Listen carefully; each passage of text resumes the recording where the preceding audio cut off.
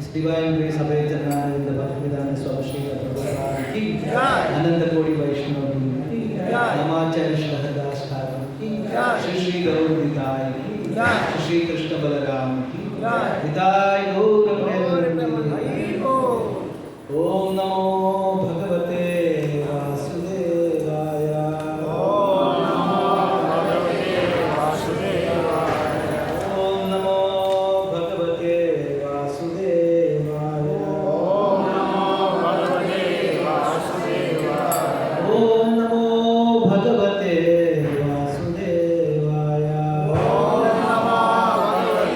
वासुदेवाय। नारायणं नमस्कृत्य नरं चैव नरोत्तमं देवीं सरस्वतीं व्यासं ततो जयमुदीरये। जय श्री कृष्ण चैतन्य प्रभु नित्यानंद श्री अद्वैत गदाधर श्रीवासदि गौर भक्तवृंद। हरे कृष्णा कृष्ण कृष्णा हरे हरे, हरे राम राम राम हरे हरे। श्रीमद् भगवद गीता की जय, श्रील प्रभुपाद की जय। ഭഗവത്ഗീത അധ്യായം 2 ശ്ലോകം 65.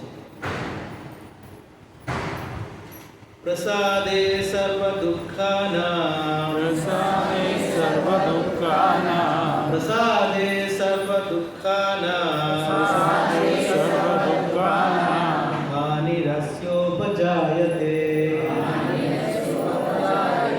हानिरस्योपजायते प्रसन्नचेतसो ह्याशु प्रसन्नचेतसो ह्याशु बुद्धिपर्यवतिष्ठते बुद्धिपर्यवतिष्ठते प्रसादे सर्वदुःखानां हानिरस्योपजायते प्रसन्नचेतसो ह्याशु बुद्धिपर्यवतिष्ठते। 66. नास्ति बुद्धिरयुक्तस्य नास्ति बुद्धिरयुक्तस्य न च युक्तस्य भावना न च युक्तस्य भावना न च भावयतः शान्तिः न च भावयतः शान्तिः शान्तस्य कुतः सुखम् शान्तस्य कुतः सुखम्। प्रसादे सर्वदुःखानां हानिरस्योपजायते प्रसन्नचेतसो ह्याशु बुद्धिपर्यवतिष्ठते। नास्ति बुद्धिरयुक्तस्य न च युक्तस्य भावना न च भावयतः शान्तिः शान्तस्य कुतः सुखम्।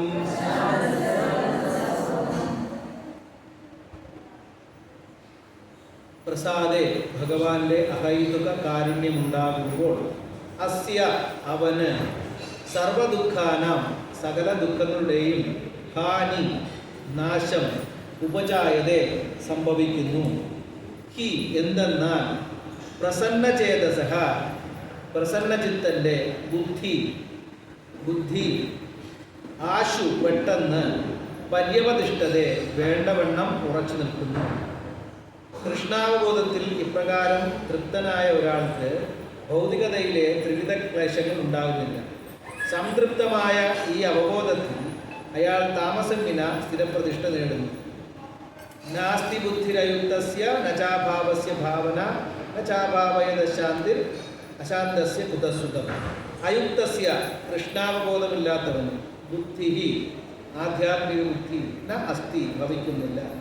അയുക്തസ്യ കൃഷ്ണാവബോധമായി ബന്ധമില്ലാത്തവന് ഭാവന ച സന്തോഷത്തിൽ ഉറച്ച മനസ്സും ന അസ്തി സംഭവിക്കുന്നില്ല. അഭാവയത ദൃഢമില്ലാത്തവന് ശാന്തി ച ശാന്തിയും ഭവിക്കുന്നില്ല. അശാന്തസ്യ ശാന്തതയില്ലാത്തവന് സുഖം കുതഃ എവിടുന്ന്. പുരുഷനുമായി കൃഷ്ണാനുബോധത്തിൽ ബന്ധപ്പെടാത്തവന് ദിവ്യബുദ്ധിയോ ഉറച്ച മനസ്സോ ലഭിക്കുകയില്ല. അതില്ലാതെ സമാധാനം കൈവരിക്കാൻ സാധ്യമല്ല. സമാധാനമില്ലെങ്കിൽ സുഖമെവിടെ? ഭാവാർത്ഥം: കൃഷ്ണാവബോധമില്ലാത്ത ഒരാൾക്ക് ശാന്തി കൈവരിക്കാൻ സാധ്യമല്ല. തപോയജ്ഞാദികളിലൂടെ സത്ഫലങ്ങളെല്ലാം ആസ്വദിക്കുന്നത് കൃഷ്ണൻ തന്നെയെന്നും എല്ലാ പ്രപഞ്ച പ്രതിഭാസങ്ങളുടെയും ഉടമയും എല്ലാ ജീവജാലങ്ങളുടെയും യഥാർത്ഥ സുഹൃത്തും അദ്ദേഹം ഒരാളാണെന്നും അറിയുന്നവർക്ക് ശരിക്കും സമാധാനം ലഭിക്കൂ എന്ന് 5-ാം അധ്യായത്തിൽ 29-ാമത്തെ ശ്ലോകം ഊന്നി പറയുന്നു. കൃഷ്ണാവബോധമില്ലെങ്കിൽ മനസ്സിന് ഒരു അന്തിമ ലക്ഷ്യമില്ലതല്ല. ഒരു ഉറച്ച ലക്ഷ്യബോധമില്ലാത്തത് കൊണ്ടാണ് മനസ്സ് അസ്വസ്ഥമാകുന്നത്. കൃഷ്ണനാണ് യാതൊന്നിൻ്റെയും ആസ്വാദകനും ഉടമയും ഏവരുടെയും സുഹൃത്തുമെന്ന് മനസ്സിലാക്കുക സ്ഥിരചിത്തതയാർന്ന സമാധാനം വേണം.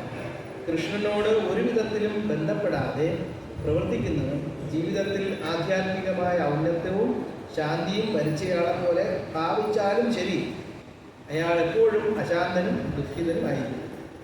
കൃഷ്ണനോട് ബന്ധപ്പെടുന്നത് കൊണ്ട് മാത്രം ലഭ്യമാവുന്നതും സ്വയം വെളിപ്പെടുന്നതുമായ ഒരു പ്രശാന്തവസ്ഥ എത്രേ കൃഷ്ണാവും.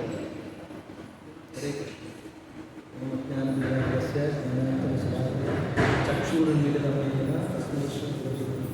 മുഖം കരോതി വാചാലം യത്കൃപാതമഹം വന്ദേ പരമാനന്ദമാധവം യത്കൃപാതമഹം വന്ദേ ശ്രീ ചൈതന്യമീശ്വരം യത്കൃപാതമഹം വന്ദേ ശ്രീ ഗുരുദേവ.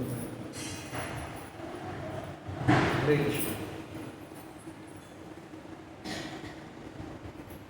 ആദ്യത്തെ ശ്ലോകം: പ്രസാദേ സർവദുഃഖാനാം ഹാനിരസ്യോപജായതേ. പ്രസാദം എന്ന് പറഞ്ഞാൽ എല്ലാവർക്കും അറിയാം. എന്താണ് പ്രസാദം? പ്രസാദം എന്ന് പറഞ്ഞാൽ അമ്പലത്തിൽ വരുമ്പോൾ ആലോചിക്കുന്ന കാര്യം എന്താണ്?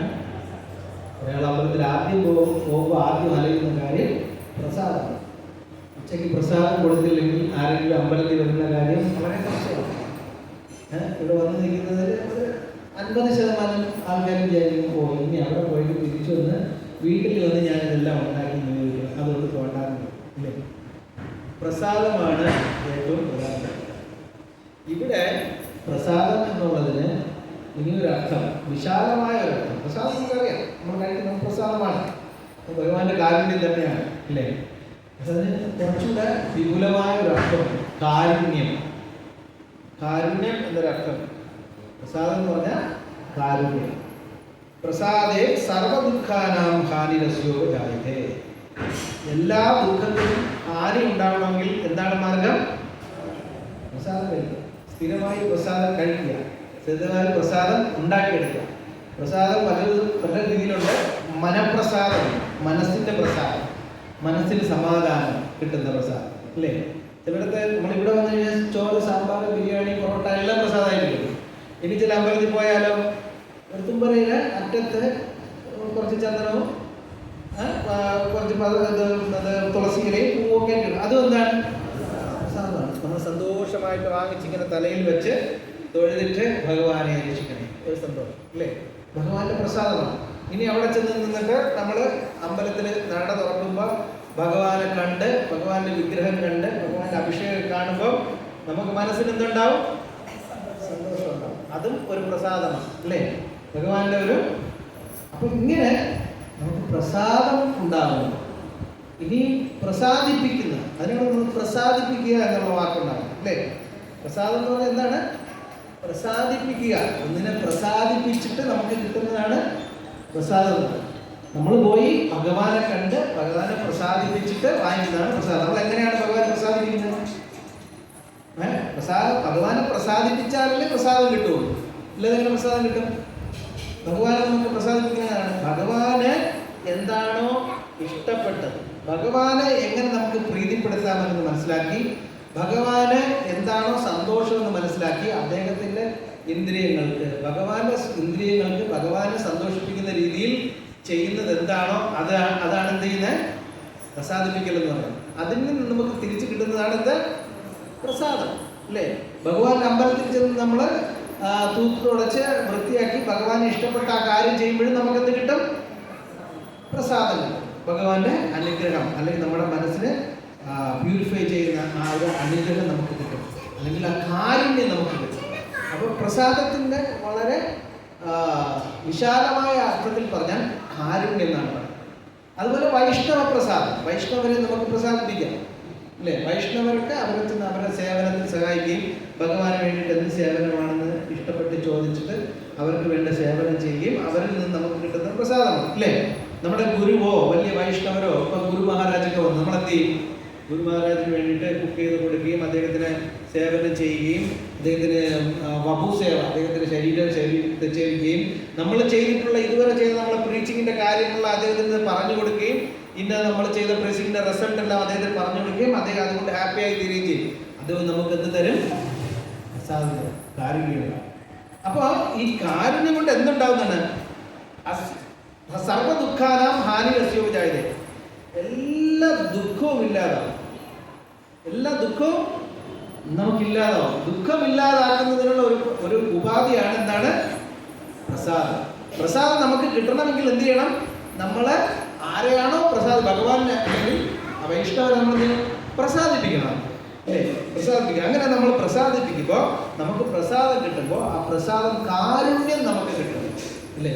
കാരുണ്യം കിട്ടാൻ പല വഴി. കാരുണ്യം എന്ന് പറഞ്ഞാൽ നമുക്ക് കഴിവുള്ള കാര്യം ചെയ്ത് നമ്മളെക്കൊണ്ട് പറ്റുന്നത് ചെയ്യുന്നത് മാത്രമല്ല കാരുണ്യം എന്ന് പറയുന്നത്. നമുക്ക് കാരുണ്യം കിട്ടുന്നത്, നമുക്ക് കാരുണ്യം കിട്ടുന്നത് എങ്ങനെ മനസ്സിലാക്കാൻ? നമുക്ക് നമ്മളെ കൊണ്ട് കഴിയാത്ത കാര്യം, നമ്മളെ കൊണ്ട് പറ്റാത്ത കാര്യം നമുക്ക് ചെയ്യാൻ പറ്റുമ്പോഴാണ് നമുക്ക് എന്ത് മനസ്സിലാവണം? കാരുണ്യം ഉണ്ടാവണം വിചാരിക്കും. നമുക്കൊരു കാര്യം ചെയ്യാൻ കഴിയുന്നതിൻ്റെ അപ്പുറത്തേക്ക് നമ്മൾ ചെയ്യാൻ ശ്രമിക്കുമ്പോൾ അത് നമുക്ക് സാധിക്കുമ്പോൾ അതിനെന്ത് ചെയ്യും? ഭഗവാന്റെ കാരുണ്യം കൊണ്ട് അത് നമുക്ക് കിട്ടിയിരുന്നു. അവിടെ നമുക്ക് എന്തുണ്ടായി? ഭഗവാന്റെ പ്രസാദം ഉണ്ടായി, ഭഗവാന്റെ കാരുണ്യം. അപ്പം പ്രസാദത്തെ കുറിച്ച് നമ്മളിങ്ങനെ ചിന്തിച്ചു കഴിഞ്ഞാൽ അതിന് വളരെ ആഴത്തിലുള്ള അർത്ഥമുണ്ട്. നമ്മൾ ഭഗവാൻ എങ്ങനെ നമ്മൾ പ്രസാദം എന്ന് പറയുമ്പോൾ ആദ്യം കിട്ടുന്നത് എന്താണ്? നമ്മൾ കഴിക്കുന്ന പ്രസാദം അല്ലേ? അത് പ്രസാദം. അതെന്താണ് പ്രസാദം? അത് ഭഗവാൻ നമുക്ക് കാരുണ്യം തരികയാണ്. നമ്മൾ കഴിക്കുന്നതെല്ലാം രാധാകൃഷ്ണ ന ഭജിയോ ജാനിയ സുനിയ വിഷക്കായി. രാധാകൃഷ്ണന്മാരെ ഭജിക്കാതെ നമുക്ക് മനസ്സിലാക്കുന്നതും കഴിക്കുന്ന എല്ലാം വിഷമാണ് അല്ലേ? നമ്മൾ കഴിക്കുന്ന വിഷത്തിന് ആക്കാതെ നമ്മൾ ഉണ്ടാക്കുന്നത് എന്താണോ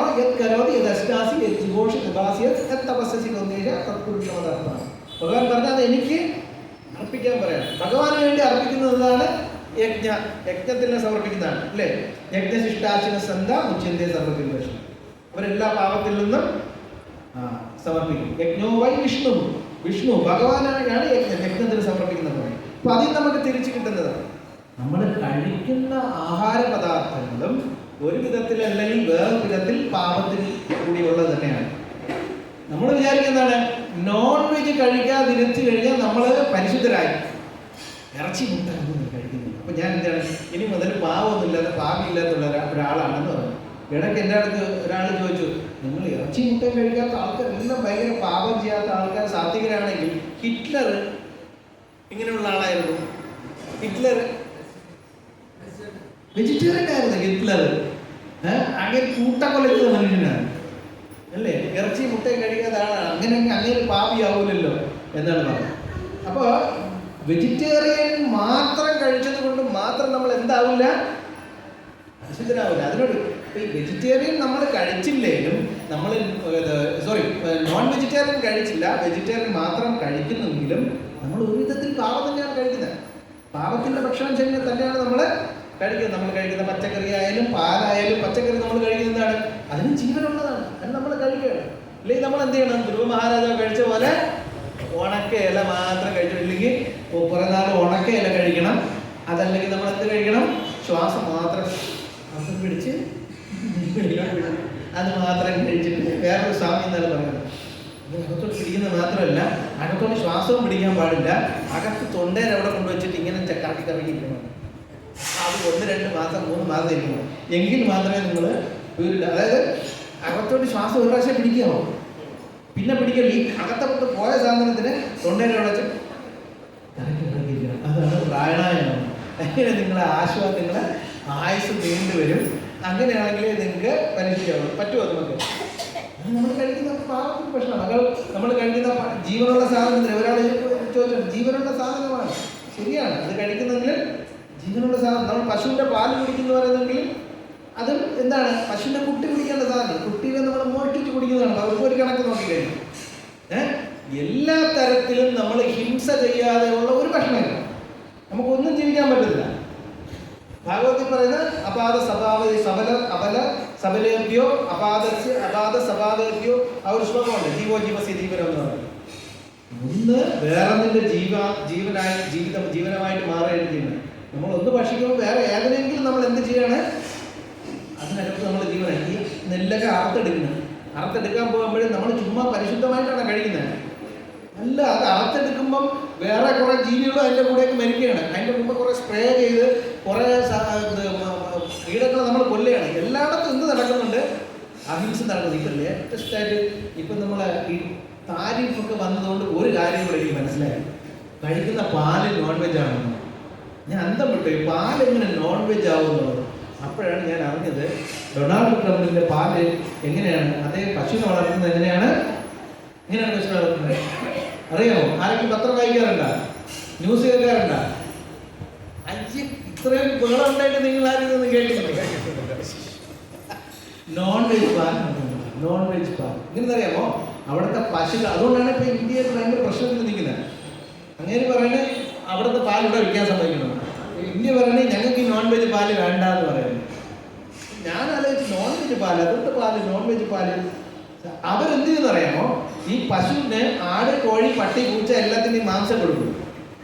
പശുവിന് നിങ്ങൾ വിശ്വസിക്കില്ല, എല്ലാത്തിൻ്റെയും മാംസം അവർ കൊടുക്കും. കൂടാതെ ഈ അറവുശാലയിലുള്ള ബ്ലഡ് കളക്ട് ചെയ്ത് അത് പശുവിന് കൊടുക്കും. അവർ പറയുന്നത് ബി പ്രോട്ടീൻ ഉൾപ്പെടെ എല്ലാ പ്രോട്ടീനും ഈ സാധനത്തിനകത്തുണ്ടെന്ന്. അപ്പൊ നിങ്ങൾ എൻ്റെ മുഖത്ത് നോക്കിയിട്ട് ഇങ്ങനെയൊന്നും തള്ളല്ലേ നിങ്ങൾ വിചാരിക്കുന്നില്ലേ? സത്യമായിട്ട് ഞാൻ പറയുന്നതാണ്. നിങ്ങളിപ്പോൾ കയറി ഗൂഗിളിൽ കയറി എടുക്കുക എന്താണ് നോൺ വെജ് പാലെന്നുള്ളത്. ഇപ്പോൾ കുറച്ച് ദിവസമായിട്ട് ഏറ്റവും വലിയ ഡിസ്കഷൻ നടക്കുന്നതാണ്. ഇന്നലെ ഡൊണാൾഡ് ട്രംപ് താരിഫ് കൂടെ അടിച്ച് കൂട്ടിക്കൊടുത്തതിൻ്റെ കാര്യവും നമ്മൾ ഭയങ്കര ഇഷ്യൂ നടന്നുകൊണ്ടിരിക്കുന്ന കാര്യമൊക്കെ ഒന്നിതാണ്. അങ്ങനെ കൂടെ പാല് വയ്ക്കാൻ നമ്മൾ സമ്മതിക്കുന്നില്ല. അതിന് കാര്യം ചോദിച്ചാൽ പറഞ്ഞാൽ അവിടെ പറയുന്നത് നോൺ വെജ് പാലാണ്. നമ്മൾ രാവിലെ സ്വാമിയുടെ തലയിൽ അഭിഷേകം ചെയ്യുന്ന പാല് നോൺ വെജ് പാലായാൽ ശരിയാവില്ല, അതുകൊണ്ട് ഞങ്ങൾക്കത് വേണ്ട, കൊന്നാലും സമ്മതിക്കില്ല നിന്റെ പേര്. അപ്പോഴത്തപ്പോഴാണ് നോൺ വെജ് പാലിൻ്റെ അർത്ഥം. അവരിത് മാത്രമല്ല, അതിൻ്റെ കൂടെ കോഴിക്ക് പോലും അരങ്ങിട്ട് കൊടുക്കും. പശു കോഴിക്ക് വരാതെ അതിനകത്ത് എല്ലാം പൂച്ചയുടെ, മടിയുടെ, കോഴിയുടെ എല്ലാത്തിൻ്റെ മാംസം, അറക്കുന്ന പശുവിൻ്റെ തന്നെ വേസ്റ്റ് എല്ലാം ഈ പശുവിനെ തന്നെ തിരിച്ച് പ്രോസസ് ചെയ്ത് കൊടുക്കും. എന്നിട്ട് ബ്ലഡ് തോലിൽ കളയില്ല, അതുവരെ എന്ത് ചെയ്യും? ഈ പശുവിന് കൊടുക്കും. അവർ പറയണ ആ പശുവിന് കൂടുതൽ പാല് കിട്ടും, പിന്നെ അതിന് ആ പശുവിന് ഭയങ്കര ഒരുപാട് പ്രോട്ടീൻ കിട്ടുന്നതാണ്. അറിഞ്ഞൊക്കെ ചെന്ന് വാങ്ങിക്കുമ്പോൾ നോക്കണം എൻ്റെ പുറത്ത് എഴുതിയിട്ടുണ്ടോ എന്നുള്ളത്, മനസ്സിലായോ? അപ്പോൾ ആദ്യം ഒരിക്കൽ പറഞ്ഞ് ശരി ഇതിൻ്റെ പുറത്ത് നിങ്ങൾ എന്ത് ചെയ്യണം? നോൺ വെജ് ഇത് അടിക്കണമെന്ന് പറഞ്ഞു, ഇത് പ്രിന്റ് ചെയ്ത് തരണമെന്ന് പറഞ്ഞു. അപ്പോൾ അവർ പറഞ്ഞു അങ്ങനെ ഒന്നും പ്രിന്റ് ചെയ്യാൻ പറ്റില്ല, അത് സാധാ പാല് പോലെ ഇവിടെ വരെയുള്ളൂ, പശുവിൻ്റെ വയറ്റിൽ പോകണതല്ല, അതിൻ്റെ കാമ്പിൽ കൂടെ വരണം എന്നൊക്കെ പറഞ്ഞു. പക്ഷെ എന്തായാലും എങ്ങനെയൊക്കെയാണ്. അപ്പോൾ എവിടെയും നമ്മൾ കഴിക്കുന്ന ഭക്ഷണത്തിൽ എന്തുണ്ട്? അപ്പോൾ ഈ നമ്മൾ കഴിക്കുന്ന ഭക്ഷണ പ്രസാദമാവണമെങ്കിൽ അതെന്ത് ചെയ്യണം? അതിൽ ഭഗവാൻ അദ്ദേഹത്തിൻ്റെ കാരുണ്യം ഇൻജക്ട് ചെയ്യും, കാരുണ്യം വർഷിച്ചു നമുക്കത് കിട്ടി. നമ്മളത് കഴിക്കുമ്പോഴാണ് നമ്മൾ പാപത്തിൽ നിന്ന് മുക്തരാണ്. അതുകൊണ്ടാണ് നമ്മൾ പറയുന്നത് എന്ത് കഴിക്കാൻ പാടില്ല? പ്രസാദമല്ലാത്തതൊന്നും. അതാണ് രാധാകൃഷ്ണ ന ഭജിയോ ജാനിയോ സുനിയ വിഷഖായോ. ഭഗവാന്റെ സ്മരണയില്ലാതെ, ഭഗവാനെ സമർപ്പിക്കാതെ നിങ്ങൾ കഴിക്കുന്നതോ കേൾക്കുന്നതോ എല്ലാം എന്താണ്? വിഷകരമാണ്. സർപ്പോച്ചിഷ്ടമിതാപയ. പാലായാലും ശരി, അതിൽ പാമ്പ് തലയിട്ട് കഴിഞ്ഞാൽ വിഷമാണ്, അല്ലേ? അപ്പോൾ നമ്മൾ ഭഗവാനെ സമർപ്പിച്ചിട്ട് കിട്ടുമ്പോൾ എന്താണ്? അത് ഭഗവാൻ അത് സ്വീകരിച്ചു കഴിയുമ്പോൾ അത് ഭഗവാന്റെ ഉച്ഛിഷ്ടമായി, ഭഗവാന്റെ ഉച്ഛിഷ്ടം. അതിൽ പാപമുണ്ടോ? ഇല്ല. കർമ്മ ഫ്രീ ഫുഡാണ്, അതിനകത്ത് പാപം ഇല്ല. അതുകൊണ്ടാണ് നമ്മളടുത്ത് പറയുന്നത്, ഇസ്കോണിൽ ഡിവോട്ട് ചെയ്ത് പറഞ്ഞാൽ പ്രസാദമേ കഴിക്കാവൂ, പ്രസാദമേ കഴിക്കാവൂ അല്ലേ? മറ്റൊരാളോട് പറയായിരുന്നു കുഴപ്പമില്ല, ഏകാദശി ഇരുന്ന് അരിപ്പുട്ട് കഴിക്കാം, അതിനെ എന്ത് ചെയ്യണം? അരിപ്പുട്ട് കഴിക്കണം. എന്തുകൊണ്ട്? എന്തെങ്ങനെ പറഞ്ഞത്? അരിപ്പുട്ട്, അരി നന്നായിട്ട് ഉരലിട്ടിടിച്ചാ പാപപുരുഷൻ ഇരந்து പോയിടുമേ. പാപപുരുഷൻ ഇരந்து പോയിടുമേ. അങ്ങനെയൊന്നും കഴിക്കാൻ പാടില്ല. അതൊന്നും ഒരു റൂളല്ല. പുട്ട് കഴിക്കുന്ന ഒരാളോട് ഞാൻ പോയി ചോദിച്ചു, കുഴപ്പമൊന്നുമില്ല, നല്ലൊരു ഇടിച്ച് പൊടിച്ച് കഴിച്ചാൽ മതി. കാരണം നല്ല ഇടിക്കുമ്പോൾ അതിനകത്തുള്ള പാപപുരുഷൻ ഇറந்து പോയിടുമേ. അപ്പി സാപ്പിടലാണ് ഏകാദശിക്ക്. അതുകൊണ്ട് അങ്ങനത്തെ ഒരു പ്രോസസ് ഒന്നും ഇല്ല. അതിന് ഇടിച്ചാലും ഇടിക്കാനൊന്നും പാപപുരുഷൻ കാണില്ല. പിന്നെ വേറൊരു ചെറിയ കാരണം നല്ല ഡീപ്പ് ഫ്രൈ ചെയ്ത് കഴിഞ്ഞാൽ എന്ത് ചെയ്യും? പാപപുരുഷൻ. അത് പക്ഷേ ഞാൻ പറയുന്നില്ല, അത് ഒരു മഹാരാജ് പറഞ്ഞിട്ട് ഡീപ്പ് ഫ്രൈഡ് ഐറ്റംസിനകത്ത് കർമ്മ വളരെ കുറവാണ്. അപ്പൊ ആ ഒരു കാരണം കൊണ്ട് എന്ത് നമ്മൾ ഭഗവാന് വേണ്ടി സമർപ്പിക്കുമ്പോൾ ഭഗവാൻ അദ്ദേഹത്തിന്റെ സലൈവ അതിൽ മിക്സാകുമ്പോൾ ഭഗവാൻ അദ്ദേഹത്തിന്റെ കാരുണ്യം കടാക്ഷം അതിലുണ്ടാകുമ്പോൾ അതെന്താവും? അപ്പൊ നമ്മൾ ആ പ്രസാദം നമ്മൾ സ്വീകരിക്കും. നമ്മൾ എന്ത് ചെയ്യും? സർവ്വദുഃഖാനാം ഗ്ലാനിലസ്യോപജായതേ. നമ്മുടെ ദുഃഖങ്ങൾ കുറയും. എന്തുകൊണ്ടാണ് ദുഃഖങ്ങൾ കുറയണേ?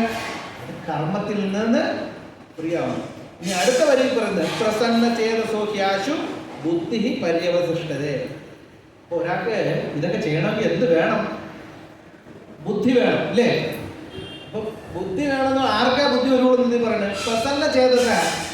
നേരത്തെ പറഞ്ഞ പോലെ പ്രസന്നമായ കാരുണ്യം കൊണ്ട്, അല്ലെങ്കിൽ കാരുണ്യം കിട്ടിയ മനസ്സ് പ്യൂരിഫൈ ആയ കർമ്മ ഫ്രീ ആയ, കാരുണ്യം എന്ന് പറഞ്ഞാൽ എന്താണ്? ഹാനിരസ്യോപചാരം എന്ന് പറഞ്ഞാൽ സർവ്വദുഃഖാനാം ഹാനി എന്ന് പറഞ്ഞാൽ ഈ ത്രിവിധ ക്ലേശങ്ങളാണ് അല്ലേ? എല്ലാം ആധ്യാത്മിക, ആദി ഭൗതികം എന്നുള്ള ക്ലേശങ്ങൾ, പിന്നെ ഈ ത്രിഗുണങ്ങളിൽ നിന്നുള്ള ഉണ്ടാകുന്ന സത്വഗുണം, രജോ ഗുണം, തമോ ഗുണം, ഇതിൻ്റെ പിടിയിൽ നിന്നുള്ള ക്ലേശങ്ങൾ, ഇതെല്ലാം ഒഴിവാകുന്നതാണ് പറഞ്ഞത്. സത്വഗുണം, രജോ ഗുണം, തമോ ഗുണം, ഇതിൽ നിന്നെല്ലാം ഫ്രീ ആവുമ്പോൾ ഒരാൾക്ക് ശരിയായ ബുദ്ധി കിട്ടുമെന്നാണ് പറയുന്നത്. അപ്പൊ ഇവിടുത്തെ ക്വസ്റ്റ്യൻ എന്താണ്? കൃഷ്ണാവബോധത്തിന് ആവശ്യം ബുദ്ധിയാണോ കാരുണ്യമാണോ? ആദ്യ ആവശ്യം കാരുണ്യം അല്ലേ? കൃഷ്ണാവബോധത്തിന് ആവശ്യം എന്താണ്? കാരുണ്യം. നിങ്ങൾക്ക് മുതലില്, നിങ്ങൾക്ക് ആദ്യം തുടക്കത്തില് നിങ്ങൾക്ക് ബുദ്ധി ഇല്ലെങ്കിൽ കുഴപ്പമില്ല. ഭഗവാൻ എന്ത് പറയുന്നത്? ഭഗവാന്റെ കാരുണ്യം കിട്ടിക്കഴിഞ്ഞാൽ ബുദ്ധി എന്ത് ചെയ്യും? വരും അല്ലേ? ഭഗവാൻ ഇനി ഒരിടത്ത് പറയുന്നുണ്ട്, ദദാമി ബുദ്ധിയോഗന്തം ഏനമാം ഉപയാതിതേ. ഇനി ഒരു ശ്ലോകത്തിൽ ദദാമി ബുദ്ധിയോഗന്തം, ആരാണ് എന്നെ സർവ്വതാ ഭജിച്ചുകൊണ്ടിരിക്കുന്നത് അയാൾക്ക് ആര് ബുദ്ധി കൊടുക്കും എന്ന് പറയുന്നത്? ഭഗവാൻ ബുദ്ധി കൊടുക്കുന്നു. അപ്പൊ വലിയ ബുദ്ധിമാന്മാർക്ക് പ്രാക്ടീസ് ചെയ്യാൻ ഉള്ള സാധനമാണോ കൃഷ്ണ കോൺഷ്യസ് എന്ന് പറയുന്നത്? ഇല്ല. വലിയ ബുദ്ധിമാന്മാർക്ക് പ്രാക്ടീസ് ചെയ്യാൻ പറ്റില്ല. ഞാൻ ഭയങ്കര ബുദ്ധിമാനാണ്, ഭയങ്കര ബ്രില്യൻ്റ് ആണ്, ഭയങ്കര ഇന്റലിജന്റ് ആണ്, അതുകൊണ്ട് എനിക്ക് കൃഷ്ണാവബോധം മനസ്സിലാക്കുമെന്ന് പറഞ്ഞാൽ കൃഷ്ണാവബോധത്തിൽ വന്നു കഴിഞ്ഞാൽ എനിക്ക് മനസ്സിലാവോ? കൃഷ്ണാവബോധം മനസ്സിലാവണമെന്നില്ല. കാരണം എന്ത് വേണം? എൻ്റെ ബുദ്ധിയെല്ലാം ആദ്യം മടക്കി വെച്ചിട്ട് ഞാൻ എന്ത് ചെയ്യണം? ഭഗവാന്റെ കാരുണ്യത്തിന് വേണ്ടി പോകണം. അങ്ങനെ ഉള്ളവർക്ക് മാത്രം എന്ത് പറയുന്നത്? ബുദ്ധി പര്യവശിഷ്ടത.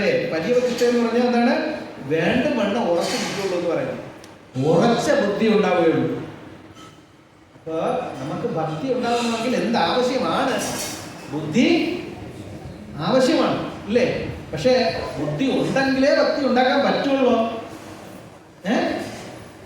ഭക്തി ആവശ്യമാണ്, പക്ഷെ ബുദ്ധി ഉണ്ടെങ്കിലേ ഭക്തി ഉണ്ടാക്കാൻ നിർബന്ധം ഉണ്ടാവും ഇല്ല. ബുദ്ധി ഇല്ലെങ്കിലും നിങ്ങൾക്ക് ഭക്തി ഉണ്ടാകാം. കാരണം നിങ്ങൾക്ക് ഒരു പ്രാവശ്യം നിങ്ങൾ ഭഗവാനെ സേവനം ചെയ്തും ഏത് വിധത്തിൽ എനിക്ക് ഭഗവാൻ കൃഷ്ണനെ സന്തോഷിപ്പിക്കാം, അദ്ദേഹത്തിന്റെ ഇന്ദ്രിയങ്ങളെ എങ്ങനെ ആസ്വദിപ്പിക്കാം എന്ന് മനസ്സിലാക്കുമ്പോൾ എൻ്റെ ഇന്ദ്രിയങ്ങൾക്കും മനസ്സിനും എന്ത് ചെയ്യും? സമാധാനം കിട്ടും. എൻ്റെ ഇന്ദ്രിയങ്ങളും മനസ്സും സമാധാനമായി കഴിയുമ്പോൾ അവിടെ ആര് ബുദ്ധി നമുക്ക് തരും? ഭഗവാൻ നമുക്ക് ബുദ്ധി. വിഷമിക്കേണ്ട ആവശ്യമുണ്ടോ? ഒന്നുമില്ല. നമ്മൾ ചെയ്യേണ്ട ഒരേ ഒരു കാര്യം എന്താണ്? ഭഗവാനെ പ്രസാദിപ്പിക്കുക. ഭഗവാനെ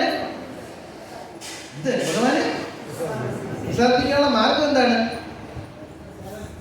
എങ്ങനെ പ്രസാദിപ്പിക്കാം? ഭഗവാനെ എങ്ങനെ പ്രസാദിപ്പിക്കാം? ഭഗവാൻ എനിക്ക് പ്രസാദം തരണേ എന്ന് പറഞ്ഞാൽ ആണോ? എന്താണോ ഭഗവാൻ ഇഷ്ടം എന്ന് മനസ്സിലാക്കി ഭഗവാന്റെ സേവനത്തിൽ നമ്മൾ. അങ്ങനെയുള്ള ഒരാൾക്ക് ഇനി നിങ്ങൾക്ക് ബുദ്ധി ഇല്ലെങ്കിലും ബുദ്ധി പര്യവധിഷ്ഠ, അങ്ങനെയുള്ള ഏതെങ്കിലും ഒരു ഉദാഹരണം നിങ്ങൾക്ക് പുരാണത്തിൽ പറയാൻ പറ്റും. ബുദ്ധി ഇല്ലാതെ ഭഗവാന്റെ കാരുണ്യം കൊണ്ട്, ഭക്തന്മാരുടെ കാര്യങ്ങൾ കൊണ്ട് പരമഭക്തരായി വരുന്ന ആൾക്കാർ ആരെങ്കിലും പറയാമോ? വാൽമീകി. വേറെ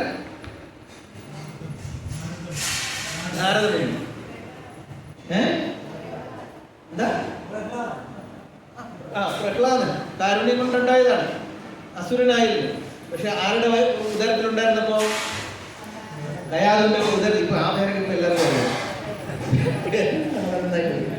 ദയാലുവിന്റെ ഉദരത്തിൽ ഉണ്ടായിരുന്നപ്പോ ആര് വഴി കാരുണ്യം കിട്ടി? നാരദമുനി വഴി കാരുണ്യം കിട്ടി. അപ്പൊ എന്തുണ്ടായി? ഭക്തി ഉണ്ടായി. ഭക്തി ഉണ്ടായപ്പോ എന്തുണ്ടായി? ബുദ്ധി ഉണ്ടായി. ബുദ്ധി ഉണ്ടായപ്പോ ഭഗവാനെ മനസ്സിലായ? ബുദ്ധി ഉണ്ടായപ്പോ എല്ലാവരും മനസ്സിലായി. അങ്ങനെ ഇനി ഈ ബുദ്ധിയില്ലാത്ത ഒരാൾക്ക് അപ്പൊ ഈ ബുദ്ധി നമ്മൾ ഉണ്ടാക്കിയെടുക്കണം. ബുദ്ധി ഉണ്ടാക്കിയെടുത്തേ പറ്റും. ബുദ്ധി നമുക്കില്ലെങ്കിൽ നമ്മൾ എന്ത് ചെയ്യണം? ഒരാളെ സറണ്ടർ ചെയ്യണ്ടേ? ബുദ്ധി ഉണ്ടാക്കിയെടുക്കുക എന്ത് ചെയ്യണം? എനിക്കത് മനസ്സിലാവുന്നില്ല. അപ്പൊ എന്ത് ചെയ്യണം? ഞാൻ ഭഗവാന്റെ കാരുണ്യം ഉണ്ടാക്കാൻ വേണ്ടി ഞാൻ എന്ത് ചെയ്തു? ഈ ബുദ്ധി ഉണ്ടാക്കിയെടുത്ത ഒരാളെ സറണ്ടർ ചെയ്യണം. ഒരു ശരിയായ ആധ്യാത്മിക ഗുരുവിനെ സമീപിക്കണം. ആ ആധ്യാത്മിക ഗുരുവിന്റെ ശിക്ഷണത്തിൽ എനിക്കറിയില്ല എങ്ങനെ ഭഗവാനെ സേവിക്കണമെന്ന്. അല്ലേ? നിങ്ങൾ ഈ പറഞ്ഞ ഉദാഹരണമൊക്കെ എടുത്ത് നോക്ക്. ഇവരെല്ലാം തന്നെത്താൻ ഉണ്ടാക്കിയതാണ്. അല്ല, ഇവർക്കൊക്കെ ഒരു ഗൈഡ് ഉണ്ടായിരുന്നു, അല്ലെങ്കിൽ ഒരു ആധ്യാത്മിക ഗുരു. അപ്പൊ നമ്മൾ ആരെങ്കിലും ഒരാളെ ചെന്ന് അർജുന നേരത്തെ പറഞ്ഞ ത്വാമകം ശരണഗ്രഹ, എനിക്ക് വലിയ ബുദ്ധിയൊന്നും ഇല്ല ഭഗവാനെ, എന്നെ ഒന്ന് ഭഗവാനെ മനസ്സിലാക്കി തരണം എന്ന് പറഞ്ഞിട്ട് നമ്മൾ പോയി സറണ്ടർ ചെയ്യും. സറണ്ടർ ചെയ്ത് എന്തുണ്ടാക്കണം? അദ്ദേഹത്തിൻ്റെ നിന്ന് കാരുണ്യം. അദ്ദേഹം പറയും ആ ഭക്തന്റെ കീഴിൽ നിന്ന് നമ്മൾ എന്ത് ചെയ്യും? ഭഗവാന്റെ സേവനം അനുഷ്ഠിക്കണം. അങ്ങനെ ഭഗവാന്റെ സേവനം അനുഷ്ഠിക്കുമ്പോൾ നമുക്ക് എന്തുണ്ടാവും? ഭഗവാന്റെ കാരുണ്യം കിട്ടും. നമ്മുടെ ബുദ്ധിയുടെ മാലിന്യം നേരിട്ട് ഭഗവാന്റെ അടുത്ത് പോയി അങ്ങനെ ഉണ്ടാക്കാൻ വരുന്നില്ല. ഒരു റെക്കമെൻഡേഷൻ, ഒരു ചാനൽ വേണം. ഒരാള് നമ്മളെ ഭഗവാനെ കണക്ട് ചെയ്യാൻ വേണ്ടി ഒരാൾ വേണം. അതിനാണ് നമ്മൾ ഇസ്കോണിൽ വരണമെന്ന് പറയുന്നത്. വേറെ എവിടെ പോയാലും നിങ്ങൾക്ക് കിട്ടില്ല. ശരിയായിട്ടുള്ള കണക്ഷൻ ചെയ്യാനുള്ള ഒരു ആധ്യാത്മിക ഗുരുവിനെ കിട്ടില്ല. കാരണം ആധ്യാത്മിക ഗുരു എന്ന് പറഞ്ഞു കഴിഞ്ഞാൽ ഈ പറഞ്ഞ ബുദ്ധിയുള്ള ആളായിരിക്കണം. ആധ്യാത്മിക ബുദ്ധിയുള്ള ആളായിരിക്കണം. ആധ്യാത്മികത അല്ലെങ്കിൽ ഭഗവത്ഗീത നിങ്ങൾ സ്വീകരിക്കുക, ഭഗവത്ഗീത പറഞ്ഞ ബുദ്ധി സ്വീകരിക്കുക എന്ന് പറയുന്നത് നിങ്ങളുടെ ജീവിതത്തിൻ്റെ ഒരു അഡിഷനുമല്ല. അതേസമയം നിങ്ങളുടെ ജീവിതത്തിൽ നിങ്ങൾ കൊടുക്കുന്ന എന്താ ഒരു ന്യൂട്രീഷൻ അല്ലെങ്കിൽ എന്താണ് അതിനകത്ത് സപ്ലിമെൻറ്റ്, ഒരു സപ്ലിമെൻറ്റും അല്ല. ആധ്യാത്മികം എന്ന് പറഞ്ഞാൽ സപ്ലിമെൻറ്റും അല്ല, ഒരു അഡിഷനും അല്ല. ഇപ്പം അഡിഷൻ എന്ന് പറഞ്ഞാൽ എന്താണ്? ഇപ്പം ഞാൻ ജീവിതത്തിൽ എൻ്റെ ജീവിതം നന്നായിട്ട് കൊണ്ടുപോകുന്നു, എൻ്റെ ജോലിയൊക്കെ ചെയ്യുന്നു, ഞാൻ എൻ്റെ സമ്പാദിക്കുന്നു, വീടുണ്ടാക്കുന്നു. പക്ഷെ അതിൻ്റെ കൂടെ കുറച്ച് സ്പിരിച്വാലിറ്റി കൂടെ ഇരിക്കട്ടെ, കുറച്ച് ഭഗവത്ഗീതയും കൂടെ പഠിച്ചു കളയാം. കുറച്ച് ഭഗവത്ഗീതയും കൂടെ പഠിച്ചാൽ നന്നായിരിക്കും. എന്തായാലും ഞാൻ ജീവിക്കുന്നു, ജോലി ചെയ്യുന്നു, കഷ്ടപ്പെടുന്നത്. കുറച്ച് ഹരേ കൃഷ്ണ ഹരേ രാമ ഒക്കെ പാടി കുറച്ച് ഭഗവത്ഗീതയൊക്കെ പഠിച്ചു തന്നാൽ കുറച്ചുകൂടെ ജീവിതം ബെറ്റർ ആവും എന്ന് വിചാരിക്കുന്നതാണ് ജീവിതത്തിൽ അഡിക്ഷനായിട്ട് നമ്മൾ വെച്ചിട്ട് പഠിക്കുന്നത്. ഭഗവത്ഗീത പഠിക്കുന്നത് ഒരു അഡിഷൻ. നമുക്ക് ഭൗതികമായ എല്ലാ സുഖങ്ങളും കിട്ടണം, അതിനുവേണ്ടിയുള്ള എല്ലാ പ്രവർത്തനങ്ങളും ഞാൻ ചെയ്യുന്നുണ്ട്. അതിന് അഡിഷനായിട്ട് ഭഗവത്ഗീതയും ആധ്യാത്മികതയും വച്ചിരിക്കണം. അങ്ങനെ വിചാരിക്കുന്നതല്ല, ഉപയോഗിക്കേണ്ട ഒന്നല്ല ആധ്യാത്മികത.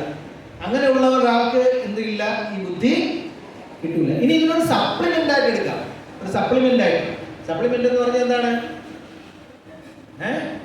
എനിക്ക് ഭക്ഷണമെല്ലാം കഴിക്കുന്നുണ്ട്, പക്ഷെ ഒരു 30-35 വയസ്സൊക്കെ കഴിയുമ്പോൾ നമുക്കൊക്കെ കുറച്ച് സപ്ലിമെന്റ് കഴിക്കേണ്ടി വരും. പിന്നെ വൈറ്റമിൻ B+, ബി കോംപ്ലക്സ്, എന്തൊക്കെ കോംപ്ലക്സ് ഉണ്ട്, ഇതൊക്കെ നമുക്ക് കുറവായിരിക്കും അല്ലേ? വേറെ ചില കോംപ്ലക്സ് ഒക്കെ കൂടി വരുമ്പോൾ ഈ ചില കോംപ്ലക്സ് ഒക്കെ നമുക്ക് കുറഞ്ഞു വരും. ആ സമയത്ത് ഡോക്ടർമാർ ഇത് സപ്ലിമെന്റ് ഒക്കെ എഴുതി തരും. രാവിലെ ഇങ്ങനെ കയ്യിലെടുത്ത് ഇങ്ങനെ വായിലിട്ടിട്ട് നമ്മൾ കഴിച്ചിട്ട് നമുക്ക് കുറവുള്ള ആ ഒരു ന്യൂട്രീഷൻ അല്ലെങ്കിൽ വൈറ്റമിൻസ് എല്ലാം നമ്മൾ കഴിക്കുന്നതിന് എന്താണ് സപ്ലിമെന്റ് ആയിട്ട് വരും. അപ്പൊ നമ്മുടെ ജീവിതത്തിൽ കുറെ ദുഃഖവും ദുരിതവും പ്രശ്നങ്ങളൊക്കെ ഉണ്ട് അല്ലേ? ആ കഷ്ടപ്പാടുകളെല്ലാം മാറ്റണം, സ്ട്രെസ് മാറ്റണം. എൻ്റെ ജീവിതത്തിൻ്റെ പ്രശ്നം എന്ന് പറഞ്ഞാൽ സ്ട്രെസ് കൂടുതലാണ്. മാനേജ്മെന്റ് ഒക്കെ പഠിക്കാൻ പോകുമ്പോൾ അവിടെ എല്ലാം ഭഗവത്ഗീത സ്ട്രെസ് റിലീഫിന് വേണ്ടി വെച്ചിട്ടുണ്ട്. അപ്പോൾ ഇതിന് ഒരു സപ്ലിമെന്റ് ആയിട്ട്, അതായത് നമുക്ക് നമ്മുടെ വിജയത്തിന് സക്സസിന് വേണ്ടിയിട്ട് ഉള്ള ആ നമ്മുടെ യാത്രയിൽ നമുക്ക് കുറച്ചുകൂടെ ഒന്ന് പോഷണം കിട്ടാൻ വേണ്ടി കുറച്ച് ആധ്യാത്മികത കയ്യിലിരിക്കല്ലേ. പ്രശ്നങ്ങളൊക്കെ വരുമ്പോഴത്തേക്ക് സോൾവ് ചെയ്യാൻ വേണ്ടിയിട്ട്, ദുഃഖം വരുമ്പോൾ ഇല്ലാതാക്കാൻ വേണ്ടിയിട്ട്, മോളെ കല്യാണം നടക്കാതെ വേണ്ടിയിട്ട്, വീട് വയ്ക്കാൻ വേണ്ടിയിട്ട്, പിന്നെ മോൻ്റെ കല്യാണം നടക്കാൻ വേണ്ടിയിട്ട്, ജോലി കിട്ടാൻ വേണ്ടിയിട്ട്, ഇതിനൊക്കെ കൂടെ ഒരു കയ്യിലിരിക്കുന്നത് നല്ലതാണ്, പഠിച്ചു വെച്ചിരുന്ന. ഇതിനെ സപ്ലിമെൻ്റായിട്ട് ഉപയോഗിക്കാം. പക്ഷെ ഇത് രണ്ടുമല്ല ഭഗവത്ഗീത. ഭഗവത്ഗീതയാണ് നമ്മുടെ പ്രധാനപ്പെട്ട ലക്ഷ്യം എന്ന് മനസ്സിലാക്കി പഠിച്ചാൽ മാത്രമേ നമുക്ക് എന്ത് മനസ്സിലാവുള്ളൂ? ഭഗവത്ഗീത മനസ്സിലാവുക. അപ്പോൾ നമ്മൾ നേരത്തെ പറഞ്ഞു ഒരാൾ ശരണാഗതി പ്രാപിച്ചിട്ട് നമുക്ക് ഭഗവാന്റെ കാരുണ്യം ഇങ്ങനെ ഉണ്ടാക്കണം എന്ന് പറഞ്ഞു. അപ്പോൾ അത് ആരായിരിക്കണം? ഒരു ശരിയായ ആധ്യാത്മിക ഗുരുവായിരിക്കണം. ആ ആധ്യാത്മിക ഗുരു എങ്ങനെയുള്ള ആളായിരിക്കണം? ഈ ഭഗവത്ഗീതയെ അല്ലെങ്കിൽ ആധ്യാത്മിക പഠനത്തിന് ജീവിതത്തിന്റെ ഏറ്റവും ലക്ഷ്യം അതൊന്ന് മാത്രമാണ്. ബാക്കിയുള്ളതെല്ലാം അല്ലെങ്കിൽ ഈ കർമ്മം മൂലം വേണ്ടി ചെയ്യുന്നത്. അദ്ദേഹത്തിന്റെ ജീവിതത്തിന്റെ ലക്ഷ്യം എന്ന് പറഞ്ഞാൽ ആത്മസാക്ഷാത്കാരമാണ്. ഭഗവത്ഗീതയിലും ഭാഗവതത്തിൽ പറയുന്ന സ്വന്തം ജീവിതത്തിൽ പകർത്തി ജീവിക്കുന്ന ആളാണ്. അങ്ങനെ ഒരാളിനെ മാത്രമേ നമ്മൾ എന്തായിട്ട് സ്വീകരിക്കാൻ പാടുള്ളൂ. അങ്ങനെ ഒരു പരമ്പരയിൽ വരുന്ന ആളിനെ മാത്രം ആധ്യാത്മിക ഗുരുവായിട്ട് സ്വീകരിക്കുക. അങ്ങനെ ഒരാളെ കണ്ടുപിടിച്ച് അദ്ദേഹത്തിനെ നമ്മൾ ഗുരുവായിട്ട് സ്വീകരിച്ച് അദ്ദേഹത്തിന്റെ കീഴിൽ നമ്മൾ ആധ്യാത്മിക ജീവിതം നയിക്കുമ്പോൾ, ഭഗവത്ഗീത ഭാഗവതം പഠിക്കുമ്പോൾ നമുക്കൊന്നുണ്ടാവും, കാരുണ്യം കിട്ടും. നമുക്ക് എങ്ങനെ സേവനം ചെയ്യണമെന്ന് എനിക്കറിയാമോ? കൃഷ്ണൻ എങ്ങനെ പ്രസാദിക്കുമെന്ന് നമുക്കറിയാമോ? അറിഞ്ഞൂടെ? നമ്മളൊക്കെ എങ്ങനെ പ്രസാദിക്കും നമുക്കറിയാം. നമ്മൾ ഭഗവാന്റെ അടുത്ത് പോകണം എന്തിനാണ്? ഭഗവാനെ പ്രസാദിപ്പിക്കാനാണ്. ഭഗവാനെ നീ എന്നെ പ്രസാദിപ്പിക്കുന്ന പറയാനാണ് പോണത്. ആണ് അതല്ലേ? ഭഗവാനെ എനിക്ക് ഇതില്ല, എനിക്ക് വീടില്ല, കുട്ടിയില്ല, പ്രശ്നമാണ്. അതാണ് ഭഗവാന്റെ അടുത്ത് ഭഗവാനെ പ്രസാദിപ്പിക്കാനാണ് പോണത്. നമ്മളെ തന്നെ പ്രസാദിപ്പിക്കാനാണ്. കൃഷ്ണ വാസുദേവ എനിക്ക് വീടില്ല, കല്യാണം നടക്കില്ല, മോനെ കല്യാണം നടക്കില്ല, ലോട്ടറി അടിച്ചില്ല, ഇതൊക്കെ പറഞ്ഞ് ഭഗവാനെ പ്രസാദിപ്പിക്കാനല്ല, എന്നെ പ്രസാദിപ്പിക്കാനാണ്. അപ്പൊ ഭഗവാനെ എങ്ങനെ പ്രസാദിപ്പിക്കണം എന്ന് അറിയാനുള്ള ആരാണ്? ആധ്യാത്മിക ഗുരു മാത്രമേ. അദ്ദേഹം പറഞ്ഞു തരും നീ ഇങ്ങനെയൊക്കെ ചെയ്യും. അദ്ദേഹത്തിന്റെ കീഴിൽ പൂർണ്ണമായും നമ്മൾ എന്ത് ചെയ്യണം? ശരണാഗതി പ്രാപിക്കണം. ശരണാഗതി പ്രാപിച്ചു കഴിയുമ്പോൾ അദ്ദേഹത്തിന്റെ ഇൻസ്ട്രക്ഷൻ അനുസരിച്ച്, അദ്ദേഹത്തിന്റെ നിർദ്ദേശങ്ങൾക്ക് അനുസരിച്ച് നമ്മൾ സേവനമനുഷ്ഠിക്കുമ്പോൾ, നമ്മുടെ സ്വന്തം ഇഷ്ടത്തിനല്ലാതെ ഒരു ആധ്യാത്മിക ഗുരുവിന്റെ ശിക്ഷണത്തിൽ നമ്മൾ സേവനമനുഷ്ഠിക്കുമ്പോൾ നമുക്കെന്തുണ്ടാവും? കാരുണ്യം ഉണ്ടാവും. അപ്പൊ നമ്മുടെ ബുദ്ധി പര്യവതിഷ്ഠതേ, ബുദ്ധി പര്യവതിഷ്ഠതേ. നേരത്തെ പറഞ്ഞ നാരദമുനിയായാലും ശരി, പ്രഹ്ലാദനായാലും ശരി, വാൽമീകി ആയാലും ശരി, ഇവരെല്ലാം എങ്ങനെയാണ് കാരുണ്യം ഉണ്ടാക്കിയെടുത്തത്? ആധ്യാത്മിക ഗുരുവിന്റെ, ഒരു ഭക്തന്റെ, ഒരു പരിശുദ്ധ ഭക്തന്റെ കീഴിൽ അയാളെ തൃപ്തിപ്പെടുത്തി. ആദ്യം തൃപ്തിപ്പെടുത്തുന്നത് പരിശുദ്ധ ഭക്തനെയാണ്.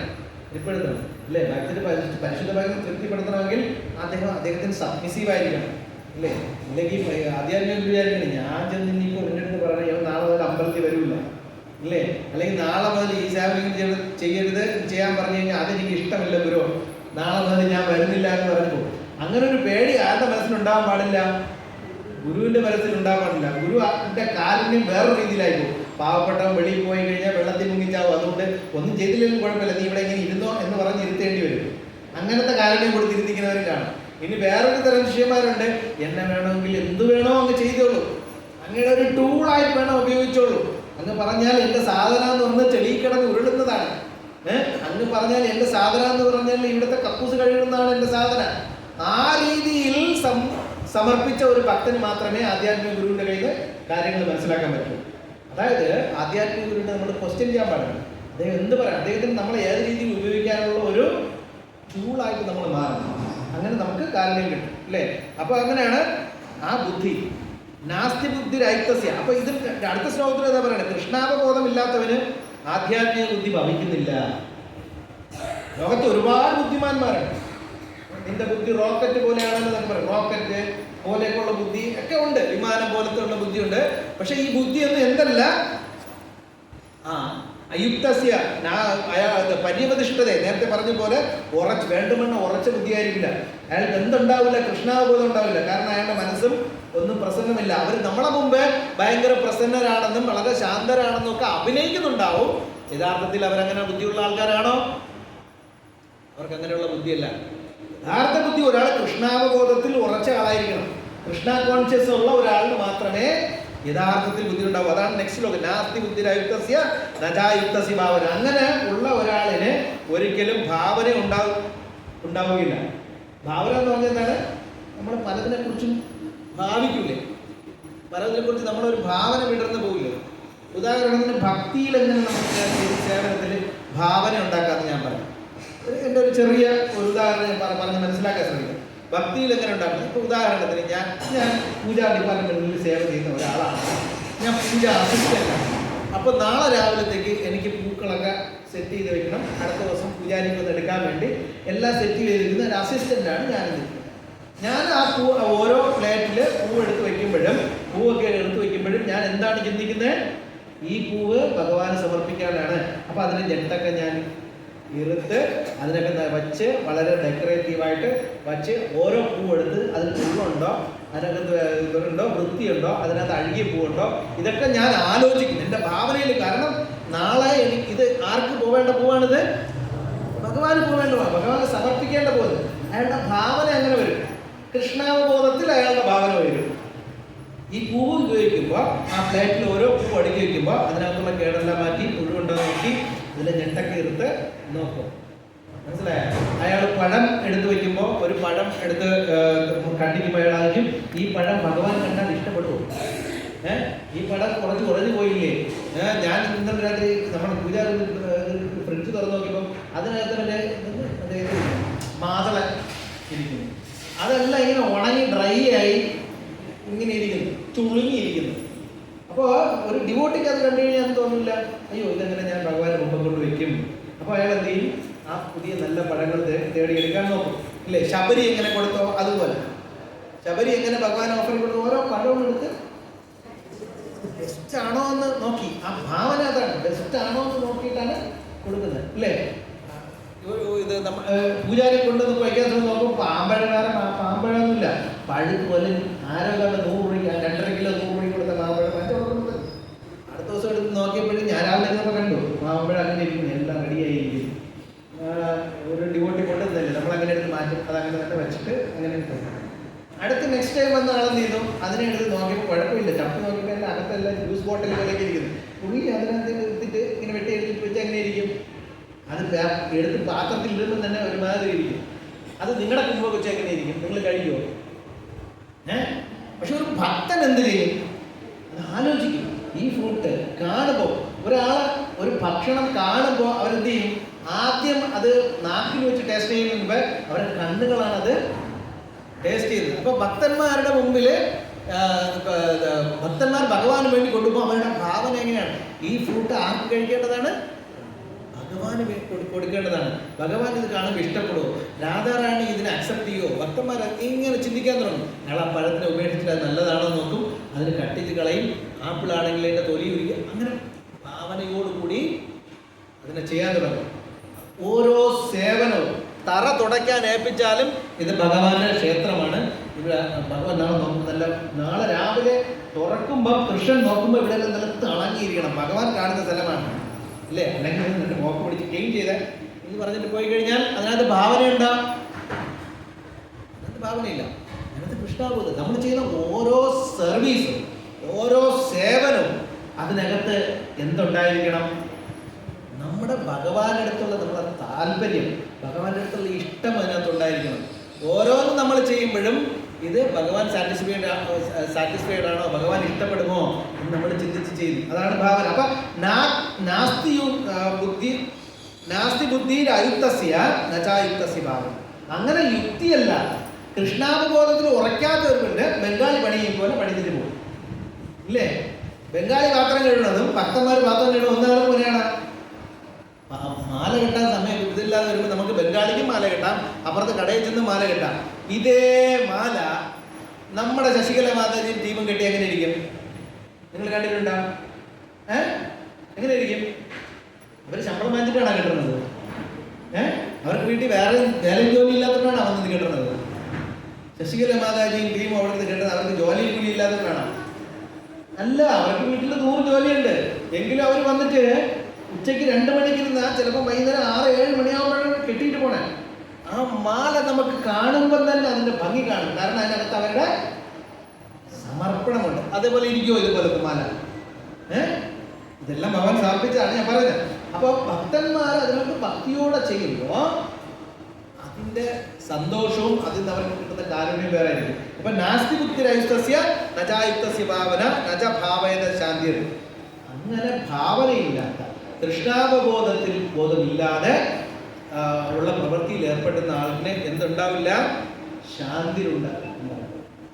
അപ്പൊ നിങ്ങൾക്ക് ശാന്തി വേണമെങ്കിൽ, സമാധാനം ഉണ്ടാവണമെങ്കിൽ എന്തുണ്ടാവണം? ഭക്തിയുത ഭഗവത് സേവനം അനുഷ്ഠിക്കണം. എന്ത് വേണം? ഉറപ്പാണ്, ഉറപ്പാണ്. 2 മണിക്കുള്ള പ്രസാദം മാത്രം കഴിച്ചു കഴിഞ്ഞാൽ നമുക്ക് സന്തോഷമൊക്കെ ഉണ്ടാവും. പക്ഷെ നമുക്ക് നമ്മുടെ ബുദ്ധി കറക്റ്റായിട്ട് വേണമെങ്കിൽ ഇതിന് അതിൻ്റെ കൂടെ ഭാവനകൾ വേണം. ഇത് ഭഗവാന്റെ പ്രസാദമാണ്. ഈ പ്രസാദത്തിൻ്റെ കൂടെ നമ്മൾ ഭഗവാനെ പ്രസാദിപ്പിക്കുകയും കൂടെ വേണം. നമ്മൾ അതിൻ്റെ പുറത്ത് ഒരു സേവനവും കൂടെ ചെയ്യണം. അത് കഴിക്കുന്നതിന് മുമ്പ് 2 പേർക്ക് വിളമ്പി കൊടുക്കണം. അപ്പോൾ ഭഗവാൻ കൂടുതൽ ഇഷ്ടപ്പെടും. ഇല്ലേ? ഞാൻ കഴിക്കുന്ന മുമ്പ് ഒരു 5 പേര് കഴിച്ചോന്ന് ഉറപ്പ് വരുത്തണം. അപ്പോൾ ഭഗവാൻ കൂടുതൽ ഇഷ്ടപ്പെടും. അത് ഭഗവാൻ കുക്ക് ചെയ്യുന്നതിന് മുമ്പായിട്ട് അതിലൊരു 2 വെള്ളരിക്കെങ്കിലും എനിക്ക് വെട്ടിക്കൊടുക്കണം. അപ്പോൾ എന്ത് ചെയ്യും? ഭഗവാൻ അത് കൂടുതൽ ഇഷ്ടപ്പെടും. ആ വെള്ളരിക്ക വാങ്ങിക്കാൻ വേണ്ടി ഒരു 10 രൂപയെങ്കിലും എനിക്ക് കൊടുക്കണം എന്ന് വിചാരിക്കുമ്പോൾ ഭഗവാൻ വിചാരിക്കും അതിലും എൻ്റെ സമർപ്പണം ഉണ്ടായിരിക്കും. ഞാൻ ചുമ്മാ തമാശയ്ക്ക് ഇപ്പുറത്തല്ല. നമ്മൾ ഏതെങ്കിലും രീതിയിൽ നമ്മുടെ സേവനവും സമർപ്പണവും ഏതിലുണ്ടായിരിക്കണം? എല്ലാം നമ്മുടെ ആ പ്രസാദം സ്വീകരിക്കാൻ വേണ്ടിയുള്ള പ്രസാദിപ്പിക്കല് നമുക്ക് ഉണ്ടായിരിക്കണം. അതാണ് പറയുന്നത്, നാസ്തി ബുദ്ധിരഹിതസ്യ നജായുക്തസ്യ ഭാവന നച ഭാവയത ശാന്തി അശാന്തസ്യ വിദർശനം. ശാന്തി ഇല്ലാത്ത മനുഷ്യന് എപ്പോഴെങ്കിലും സുഖം ഉണ്ടാവോ? ഉണ്ടാവോ? ഭഗവാൻ പറയുന്നു ഇതെല്ലാം കളഞ്ഞിട്ട് 67ാമത്തെ ശ്ലോകത്തിൽ പറയുന്നു, ഇന്ദ്രിയാണാം ഹി ചരതാം യന്മനോ അനുവിധീയതേ തദസ്യ ഹരതി പ്രജ്ഞാം വായുർ നമാമിനമ്മ. ഇത്രേ സമയം പറഞ്ഞ കാര്യം മനസ്സിലായ? മനസ്സിലായ? എങ്ങനെ ശാന്തി കിട്ടും? ശാന്തിയും സമാധാനവും ഉണ്ടാവുന്ന വഴി എന്താണ്?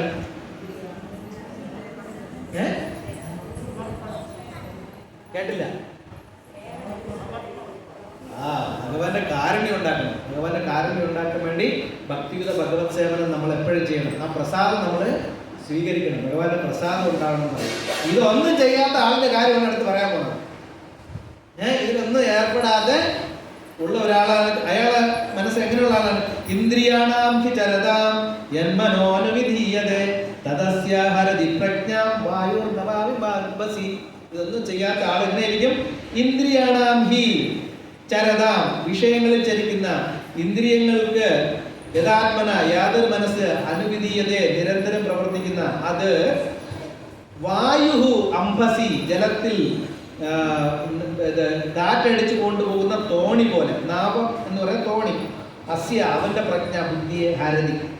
അവന് ബുദ്ധി ഉണ്ടായിട്ട് ഒരു കാര്യമില്ല. അയാളുടെ ജീവിതം ഇന്ദ്രിയ ആസ്വാദനത്തിന് വേണ്ടിയിട്ടാണ് ജീവിക്കുന്നത്. ഇത്രയും സമയം ഞാൻ പറഞ്ഞത് ഭഗവാന്റെ സന്തോഷത്തിന് വേണ്ടിയിട്ട്, ഭഗവാന്റെ ഇന്ദ്രിയങ്ങൾക്ക് വേണ്ടിയിട്ട്, സന്തോഷിപ്പിക്കാൻ വേണ്ടിയിട്ട് ജീവിക്കുന്ന ആളുടെ കാര്യമാണ് പറഞ്ഞത്. അയാൾക്കാണ് ഈ കാര്യങ്ങളൊക്കെ ഉണ്ടാവും. അയാൾ സമാധാനം ഉണ്ടാവും, ശാന്തി ഉണ്ടാവും, ആനന്ദം സന്തോഷമെല്ലാം ഉണ്ടാവും. ഇനി അത് വിട്ടിട്ട് ഭഗവാൻ പറയുന്നത് ഇതൊന്നുമല്ല. ഭഗവാൻ ഇത് പറഞ്ഞ് എന്താണ്? ഇതിന് മുമ്പേ അർജുനൻ ചോദിച്ച ഒരു ചോദ്യമുണ്ട്. കിം വ്രജേത കിം എന്ന് പറഞ്ഞൊരു ക്വസ്റ്റ്യൻ ചോദിക്കും അർജുനൻ. സ്ഥിതപ്രജ്ഞന്റെ ലക്ഷണങ്ങൾ എന്തൊക്കെയാണ് ചോദിക്കുന്നത്? കിം വ്രജേത, എങ്ങനെയായിരിക്കും, എങ്ങനെയാണെന്നുള്ളതിനാണ് അതിന്റെ ആൻസറാണ് ഈ ശ്ലോകത്തിൽ പറയുന്നത്. ഇവിടെ ഒന്നും വകവയ്ക്കും, കൃഷ്ണാബോധവും വേണ്ട, ഒന്നും വേണ്ട.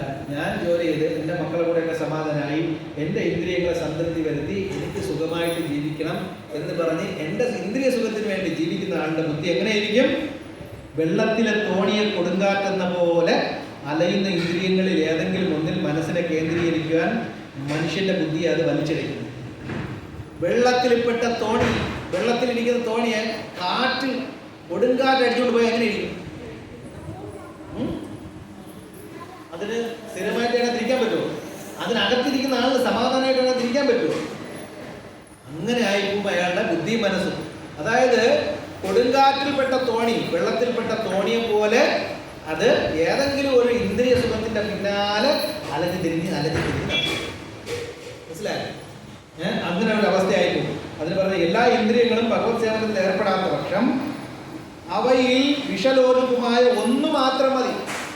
നിങ്ങൾ എല്ലാ ഇന്ദ്രിയങ്ങളെയും ഭഗവാന്റെ സേവനത്തിൽ പെടുത്തുന്നെങ്കിലും ഏതെങ്കിലും ഒരെണ്ണം അതിൽ നിന്ന് സ്കിപ്പായി പോയാൽ ഒരു ചെറിയ ഓട്ട ഏതിൽ കിടന്നാൽ മതി, ആ തോണിയിൽ കിടന്നാൽ മതി, അതിലൂടെ വെള്ളം കയറിക്കോളും. ഏതെങ്കിലും ഒന്ന് ഭയങ്കര നമ്മളെക്കാൾ ഭയങ്കര ബുദ്ധിയാണ്, മൊത്തത്തിൽ നോക്കും എവിടെയാണ് ഏതെങ്കിലും ഒരു ഇന്ദ്രിയം, നമ്മൾ ഭഗവാനെ എല്ലാ രീതിയിലും നമ്മളെ സന്തോഷിപ്പിക്കുകയാണ്, സേവനം ചെയ്യുകയാണ്, ശ്രമിക്കുകയാണ്. പക്ഷെ ഏതെങ്കിലും ഒരു ഇന്ദ്രിയമെങ്കിലും ഏതെങ്കിലും പോവുകയാണ്, ഇന്ദ്രിയ സുഖത്തിന്റെ വഴിയിൽ പോവുകയാണ്, ഭഗവാൻ സേവനത്തിൽ വ്യാപൃതനല്ലെങ്കിൽ ആ ഇന്ദ്രിയത്തിൽ കൂടെ എന്ത് ചെയ്യുന്നു? മായ നമ്മളെ ആ ഇന്ദ്രിയത്തിൽ കൂടി ആ ഒരു മാത്രം മതി ഒരു ഭക്തനെ ആധ്യാത്മിക പുരോഗതിയിൽ നിന്ന് പുറത്താക്കും. അതിനാണ് യമനിയമങ്ങളൊക്കെ കൃത്യമായിട്ട് പാലിക്കുന്നത്. യമനിയമങ്ങളെ കൃത്യമായിട്ട് പാലിച്ച് ശാസ്ത്രം എന്ത് പറയുന്നു അതനുസരിച്ച് ജീവിക്കണം. ഒരാളെ മൃഗത്തിന്റെ ജീവിതത്തിൽ നിന്ന് മനുഷ്യന്റെ ജീവിതത്തിലേക്ക് മാറ്റാൻ സഹായിക്കുന്നതാണ് വൈദിക ഗ്രന്ഥങ്ങളും വൈദികമായ കർമ്മങ്ങളും. ഒരാൾ വൈദികമായ നിഷ്ഠയും ചിട്ടയും അനുസരിച്ച് വൈദിക വിധി അനുസരിച്ച് ജീവിക്കുന്ന ഒരാള് മൃഗജീവിതത്തിൽ നിന്ന് എങ്ങോട്ട് വരും? മനുഷ്യന്റെ ജീവിതത്തിലേക്ക് വരും, അല്ലേ? അയാൾക്ക് ഭക്തിയൊന്നുമില്ല, പക്ഷെ അയാൾ പുണ്യവാനാണ്. ശാസ്ത്രം പറയുന്ന അനുസരിച്ചാണ് ജീവിക്കുന്നത്. വേദങ്ങളിൽ എന്തൊക്കെ പറയുന്നു അതനുസരിച്ചാണ് ജീവിക്കുന്നത്. കൃത്യസമയത്ത് കഴിക്കും, പുണ്യകർമ്മങ്ങൾ ചെയ്യും, ദാനം ചെയ്യും, യജ്ഞം ചെയ്യും, പൂജ ചെയ്യും, എല്ലാം കൃത്യമായിട്ട് ചെയ്തണം. അയാൾക്ക് എന്തുണ്ടാവും? അയാൾ മൃഗങ്ങളുടെ നിലവാരത്തിൽ ഇന്ദ്രിയാസ്വാദനത്തിൽ നിന്ന് കുറച്ച് മേലോട്ട് വന്നു. മനസ്സിലായോ? ഇനി ഇയാളുടെ ബുദ്ധി ശരിയാവണമെങ്കിൽ എന്ത് വരണം? അയാൾ കൃഷ്ണാവബോധത്തിൽ വരണം. ഭഗവാന്റെ ഇതിൻ്റെയൊക്കെ കാരണം എന്താണ്? എൻ്റെ ഈ ശരീരവും ബുദ്ധി ഭഗവത്ഗീത തന്നെ 2-ാമത്തെ അധ്യായത്തില് 15-ാമത്തെയോ 16-ാമത്തെയോ ശ്ലോകത്തിൽ പറയുന്നു. 16-ാമത്തെ ശ്ലോകത്തിൽ പറയുന്നുണ്ട്, ഒരാള് എന്ത് ചെയ്യണം? അയാളുടെ ശരീരവും നാസതേ വിദ്യതേ ഭാവോ ന ഭാവോ വിദ്യതേ സദഹ. ശരീരം എന്താണെന്നും ആത്മാവ് എന്താണെന്നും മനസ്സിലാക്കി ആത്മാവിന്റെ സ്വഭാവവും ശരീരത്തിന്റെ സ്വഭാവം മനസ്സിലാക്കി എന്താണ് ശാശ്വതമായിട്ടുള്ളത്, അത് എന്നും നിലനിൽക്കും, അശാശ്വതമായിട്ടുള്ളത് ഒന്നും നിലനിൽക്കില്ല, ഇങ്ങനെയുള്ള കാര്യങ്ങൾ മനസ്സിലാക്കി ഒരാൾ ഭഗവാന്റെ സേവനത്തിൽ ഏർപ്പെടുമ്പോൾ അയാൾ എന്താവും? സ്ഥിരപ്രജ്ഞാവും, എന്താവും? സ്ഥിരബുദ്ധിയുള്ള ആളായി മാറും. അങ്ങനെ സ്ഥിരബുദ്ധിയുള്ള ആളുകൾ മാത്രമേ എന്ത് ചെയ്തു? കൃഷ്ണാബോധത്തിൽ പ്രവർത്തിക്കാൻ പറ്റും. അല്ലേ? അപ്പൊ പൊതുവെ നമ്മൾ ധാർമ്മികമായിട്ട് പ്രവർത്തിച്ച് നല്ല പുണ്യവാനായിട്ട് പുണ്യകർമ്മങ്ങൾ ചെയ്ത് പാപം ചെയ്യാതെ ധർമ്മനിഷ്ഠനായിട്ട് ജീവിച്ചാൽ മാത്രം പോരാ, എന്ത് ചെയ്യണം? ഭഗവാന്റെ സേവനവും കൂടെ ഭക്തനാവണം, ഭക്തി ഉണ്ടാക്കണം, കൃഷ്ണാവബോധത്തിൽ മനസ്സിലായോ? ഇന്ദ്രിയാണ്. അതല്ലാതെ ഒരാള് ഇന്ദ്രിയങ്ങളുടെ വഴിയിൽ തന്നെ ഇന്ദ്രിയങ്ങളുടെ ഏതെങ്കിലും ഒരെണ്ണത്തിനെങ്കിലും വഴിയെ നമ്മളെ ലൂസാക്കി വിട്ടുകൊടുത്താൽ മതി, അതുവഴിയെ നമ്മളെ പിടിച്ചോണ്ട് പോകും, അല്ലേ? ഏകപട ത്രിപടപ്പട പഞ്ചപട ത്രിട ടക്കോ ടിക്കോ ടക്കണോ ടിക്കണോ കേട്ടിട്ടാ? അത് പിള്ളേർക്ക ഏകപട ത്രിപട പട പഞ്ചപട എന്താ പറയണം? അത് താഴെ വരുമ്പോൾ ടക്കോ ടിക്കോ ടക്കണോ ടിക്കണോ ടിക്കാര ടിക്കണോ ഇങ്ങനെ പോയിക്കൊണ്ടിരിക്കും. അതായത് ഒരു കുടം മുകളിൽ നിന്ന് ആദ്യം ഇടുമ്പോൾ ആദ്യത്തെ പടി വീഴുമ്പോൾ ടക്ക ടിക്, രണ്ടാമത്തെ പടി വീഴുമ്പോൾ ടക്കായി, ടക്കായി, മൂന്നാമത്തെ എന്തായി? മൂന്നാമത്തെ പടി എത്തുമ്പോൾ ടകണോ ടിക്കണോ, പിന്നെ ടിക് ടാര ടിക്കണോ ടിക്കണോ, താഴോട്ട് പോകുന്ന മൊത്തത്തിൽ പോയിക്കൊണ്ടിരുന്നു. പിന്നെ അങ്ങോട്ട് പോകണത് കിടക്കണം. ഒരു കുടം മുകളിൽ നിന്ന ഒരു 10-15 പടിയുടെ മുകളിൽ നിന്ന് ഒരു കുടം വീഴുന്ന എങ്ങനെ ഇരിക്കും? ഒരു അലുമിനിയം കുടം വീട്ടിൽ നിന്നിട്ടോ. ആദ്യത്തെ പടി വീഴുമ്പോൾ ടാക്ക് ഒരു സൗണ്ട്, രണ്ടാമത്തെ വീഴുമ്പോൾ ടക്ക് ടക്ക്, പിന്നെ എങ്ങനെ ഇരിക്കും? പിന്നെ ടകണോ ടിക്കണോ എന്ന് പറഞ്ഞിട്ട് ഒരു വലിയ അതൊന്ന് തെറിച്ച് ചപ്പി കൊടുക്കാൻ പോകും. ഇതുപോലെയാണ് ഏതെങ്കിലും ഒരു ഇന്ദ്രിയങ്ങൾ നമ്മളെ കൈവിട്ട് പോയി കഴിഞ്ഞാൽ അത് നമ്മളെ മൊത്തത്തിൽ വലിച്ച് ആദ്യമൊക്കെ ചെറിയ ഡീവിയേഷൻ ആയിരിക്കും. ഈ പോയിന്റ് ഇത് തുടങ്ങുമ്പോൾ ചെറിയ ഡീവിയേഷൻ ആയിരിക്കും. ഇത് ഡിസ്റ്റൻസ് കൂടി കൂടി പോകുമ്പോൾ വളരെ വലുതായിരിക്കും. പിന്നെ നമ്മളെ പിടിച്ചെടുക്കില്ല, നമ്മൾ താഴോട്ട് പോയിക്കൊണ്ടേയിരിക്കും. അപ്പോൾ നമ്മൾ മുഴുവനും നമ്മളെ ജീവിതത്തിൻ്റെ മുഴുവനായ ലക്ഷ്യവും ഭഗവാനെ പ്രീതിപ്പെടുത്തുക എന്നുള്ളത് മാത്രമാണ് എന്നുള്ള ബോധത്തിൽ നമ്മൾ പ്രവർത്തിക്കുകയും എല്ലാ സേവനങ്ങളിലും നമ്മളെ എല്ലാ ഇന്ദ്രിയങ്ങളെയും പ്രവർത്തിക്കുകയും നമ്മളെ ചിന്തയെയും മനസ്സിനെയും നമ്മളെ ഭാവനയെ അതിൽ കൊണ്ടുവരികയും വേണം. നമ്മളെ ഭാവന അതിലേക്ക് കൊണ്ടുപോകണം. അപ്പം ബുദ്ധിയില്ലാത്ത ഒരാൾക്ക്, കൃഷ്ണാബോധം ബുദ്ധിയില്ലാത്ത ഒരാൾക്ക് എന്ത് ഉണ്ടാവുകയില്ല? ഒരിക്കലും ഭാവന ഉണ്ടാവുകയില്ല, അല്ലേ?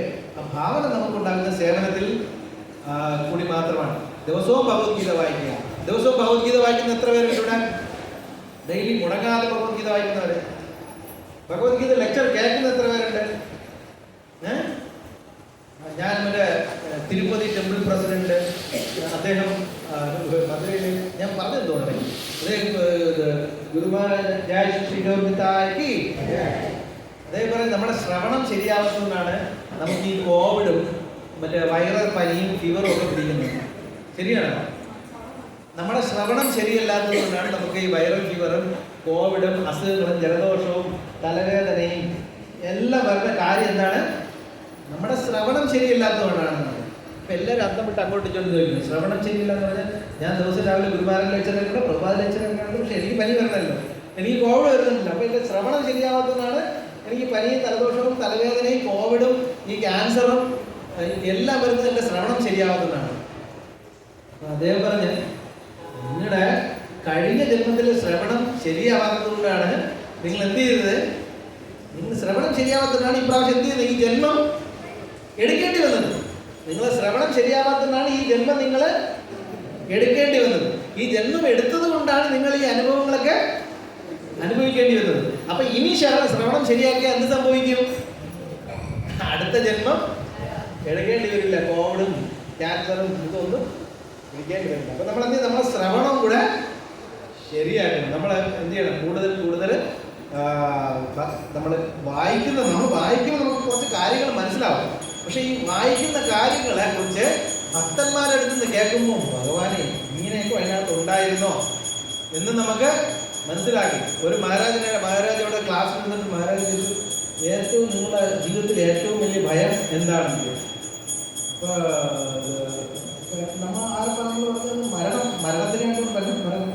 അപ്പോൾ മഹാരാജ് മരണത്തെ അല്ല ഭയം, മരിച്ചു കഴിഞ്ഞുള്ള പിന്നത്തെ അവസ്ഥയാണ് യഥാർത്ഥ ഭയം. മരിച്ചു കഴിഞ്ഞുള്ള അവസ്ഥയാണ് യഥാർത്ഥ ഭയം. മഹാരാജ് അതിനെക്കുറിച്ച് പറയണം. അപ്പോഴാണ് നമ്മൾ ആലോചിച്ചത് ഇങ്ങനെയൊക്കെയാണ് സംഗതികൾ, നമ്മൾ വിചാരിച്ച പോലെ അല്ല. അപ്പം നമ്മൾ എന്ത് ചെയ്യണം? ശ്രവണം അത് വളരെ പ്രധാനപ്പെട്ടതാണ്. നമ്മൾ എന്നും എവിടെയൊക്കെ സത്സംഗം ഉണ്ടാവും അവിടെ എല്ലാം ഭക്തന്മാർ എവിടെയൊക്കെ കൂടുന്നു അവിടെ പോയി അവരുമായിട്ട് സത്സംഗത്തിൽ പങ്കെടുക്കുക. നമുക്കിപ്പോൾ പണ്ടത്തെ കാലത്ത് പോലെയൊന്നുമല്ല. ഇപ്പം നമ്മൾ മൊബൈൽ ഓപ്പൺ ചെയ്ത് കഴിഞ്ഞാൽ നമ്മൾ അതിനെ ശരിയായിട്ട് ഉപയോഗിക്കാം. മൊബൈൽ ഫോണൊക്കെ നമുക്ക് ശരിയായ രീതിയിൽ ഉപയോഗിക്കാം. അതിനെ തുടർന്നുകൊണ്ട് നമ്മൾ റീൽസിനകത്തോടൊക്കെ പോകാതെ വളരെ കടിച്ചു പിടിച്ചൊക്കെ ഇരുന്നിട്ട് എവിടെ പോകണം? നമ്മൾ അതിനകത്ത് ഒരുപാട് ഭക്തിശാസ്ത്രി മലയാളത്തിലാണെങ്കിൽ മലയാളം ലെക്ചർ എല്ലാം ഇഷ്ടംപോലെ ക്ലാസ്സുകളുണ്ട്. അതൊക്കെ ദിവസം നമ്മൾ കേൾക്കണം അല്ലേ? നമ്മളെ സാധനം എന്നും വളരെ കൃത്യമായിരിക്കണം. എന്നും രാവിലെ എഴുതിച്ചിട്ട് എന്ത് ജപിക്കണം? 16 മാല ജപിക്കണം. 16 മാല കൃത്യമായിട്ട് രാവിലെ ജപിക്കുന്ന എത്ര പേരുണ്ട്? എത്ര പേരുണ്ട്? 8 മാല ജപിക്കുന്ന എത്ര പേരുണ്ട്? 4 മാല, 1 മാല, ഒന്നും ജപിക്കാത്ത എത്ര പേരുണ്ട്? 1 മാല ജപിക്കാത്ത എത്ര പേരുണ്ട്? എല്ലാവരും ജപിക്കും. അപ്പോൾ ഇത് നമ്മുടെ ഒരു ജീവിതത്തിൻ്റെ ഒരു ചര്യയായി മാറ്റുക. നമുക്ക് എപ്പോഴും കാരുണ്യമാണ് പ്രധാനം. നമ്മൾ എത്ര ബുദ്ധിമാന്മാരാണോ മണ്ടന്മാരാണോ എന്നുള്ളതല്ല, ഭഗവാന്റെ കാരുണ്യം ഉണ്ടാക്കിയെടുക്കാൻ ശ്രമിക്കുക. നമ്മുടെ സാധന നന്നാക്കുക, നമ്മുടെ വായന നന്നാക്കുക, നമ്മുടെ സേവനം വളരെ നന്നാക്കുക. അതിൽ കൂടെ നമുക്ക് ആധ്യാത്മികമായിട്ട് പുരോഗമിക്കാൻ സാധിക്കും. ഹരേ കൃഷ്ണ. എന്തെങ്കിലും ചോദ്യം ഉണ്ടെങ്കിൽ ചോദിക്കും.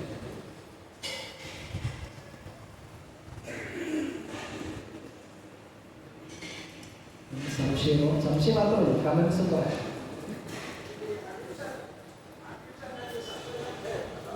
എന്താ പ്രഭു?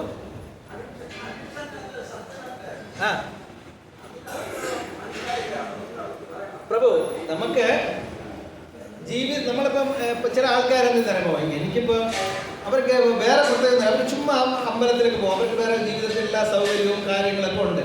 പക്ഷേ ഈ ഉള്ള സൗകര്യവും കാര്യങ്ങളൊക്കെ കുറച്ചുകൂടെ നന്നായിട്ടൊക്കെ പോകണമെങ്കിൽ, കുറച്ചുകൂടെ നന്നായിട്ട് കൊണ്ടുപോകാൻ വേണ്ടി അവരെന്ത് ചെയ്യും? അതിന് വേണ്ടിയിട്ട് ഭക്തി സ്വീകരിക്കും.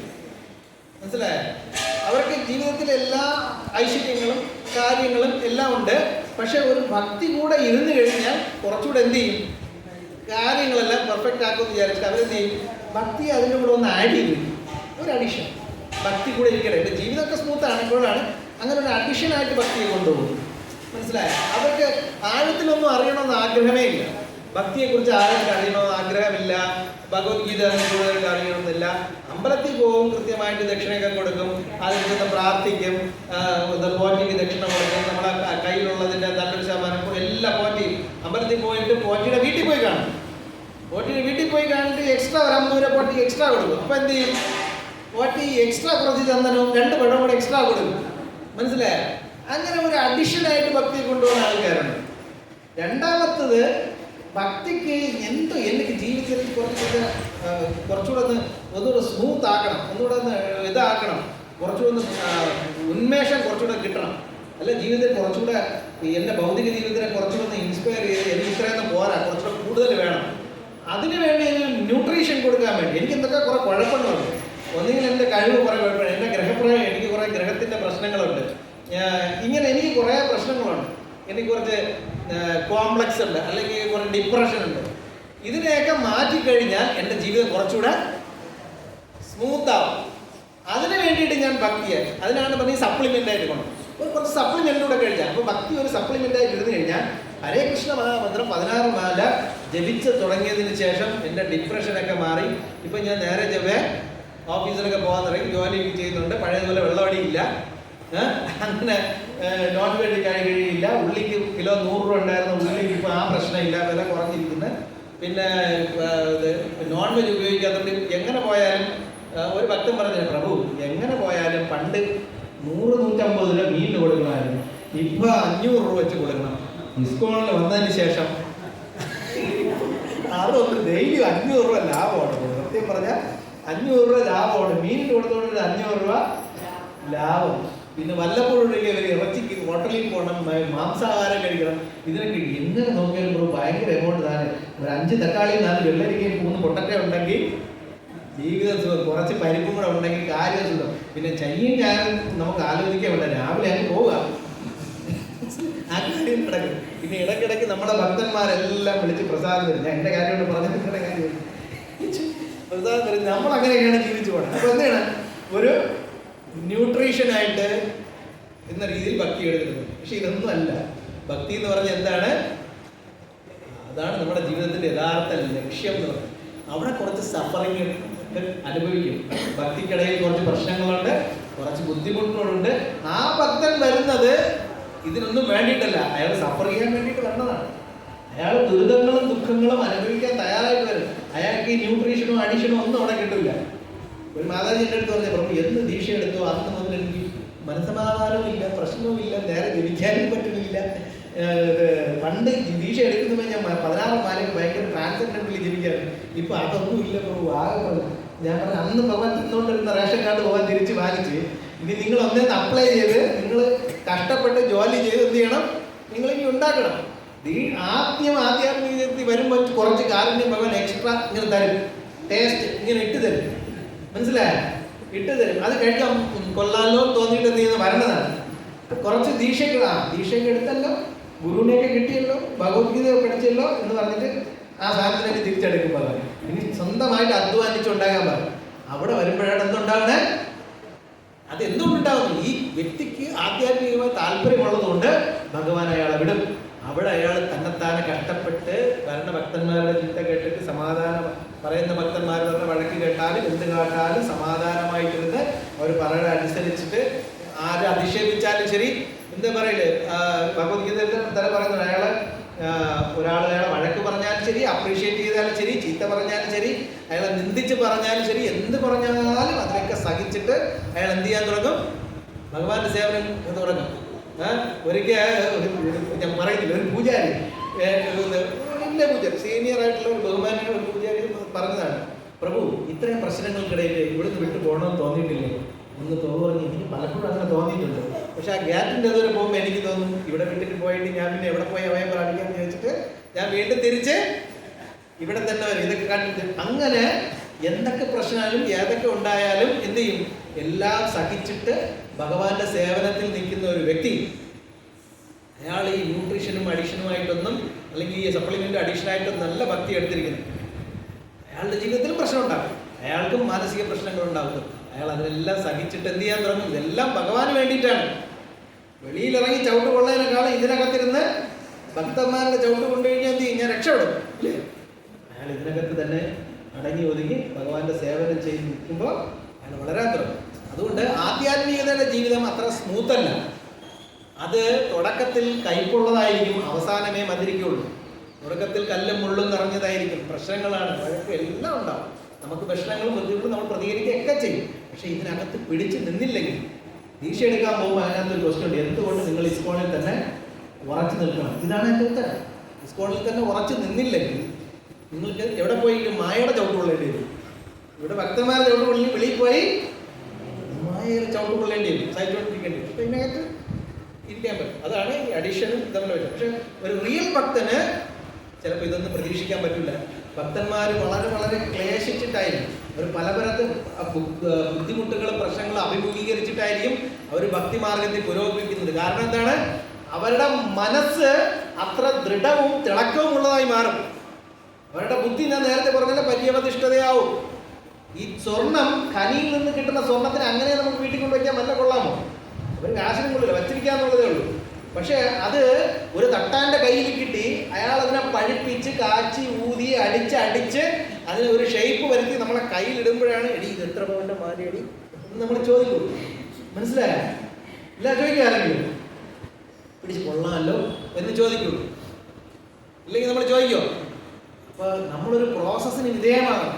നമ്മൾ നിന്നു കൊടുക്കണം. നമ്മളെ അകത്തുള്ള അഹങ്കാരത്തിന്, ഈഗോയെ എല്ലാം അടിച്ച് തീയിലിട്ട് വീണ്ടും പഠിപ്പിച്ച് വീണ്ടും എടുത്ത് അടിച്ച് അതെല്ലാം മാറും. അത് തിളങ്ങി വരും. മനസ്സിലായ? തിളങ്ങി ആധ്യാത്മിക ഗുരു ആ പ്രോസസ്സാണ് ചെയ്യണം. ഭക്തന്മാർ ആ പ്രോസസ്സാണ് നമ്മളെടുത്ത് ചെയ്യണം. നമ്മൾ അടിച്ച് പഠിപ്പിച്ച് തിളക്കി അങ്ങനെ നല്ല ഭംഗിയുള്ള ഭഗവാന്റെ കഴുത്തിൽ ചാർത്താൻ പറ്റിയ ഒരു ആഭരണമായിട്ട് നമ്മളെ മാറും. അവിടെ നമ്മൾ ശോഭിക്കും. ആധ്യാത്മിക ജീവിതത്തിൽ പ്രശ്നങ്ങളും ബുദ്ധിമുട്ടുകളും എല്ലാം ഉണ്ട്. അവിടെ നമ്മൾ പിണങ്ങിപ്പോയിട്ടോ പ്രശ്നങ്ങൾ ഉണ്ടാക്കിയിട്ടോ ഒരു കാര്യവും ഇല്ല. നമ്മൾ നിന്ന് കൊടുക്കണം. ഈ പ്രോസസ്സിന് നമ്മൾ നിന്ന് കൊടുത്തില്ലെങ്കിൽ നമ്മൾ പരാജയപ്പെടും. ഇടയ്ക്ക് നമ്മൾ പൂജാരി അദ്ദേഹം പറഞ്ഞ്, നമ്മൾ അമ്പലത്തെ ഒരു മാവിൽ പഴുത്ത മാങ്ങയുണ്ട്, പുളിമാങ്ങയുണ്ട്, രണ്ടും മാവിലുണ്ട്. ഈ പുളിമാങ്ങ പഴുത്ത് നിന്ന് ഭയങ്കര ഈ പഴുത്ത് വരുന്ന മാങ്ങയെ കാണുമ്പം നിങ്ങളെ നാവിന് വെള്ളം ഓറും. കാരണം എന്താണ്?